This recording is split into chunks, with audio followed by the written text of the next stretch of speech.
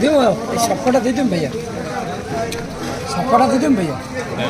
হ্যাঁ বাজার থেকে নিয়ে আসলাম একদম তাজা কাঁকড়া।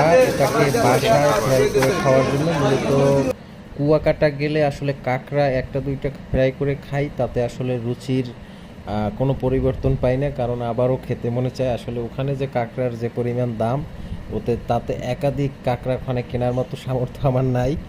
তো বাসায় কাঁকড়া নিয়ে আসলাম। আনার পরে একটা বিষয় খেয়াল করলাম যে কাঁকড়ায় আসলে চোখে দেখে। এই যে দেখেন কাঁকড়ার চোখ দেখা যাচ্ছে, এই যে কাঁকড়াটা চোখ বের করে রাখছে।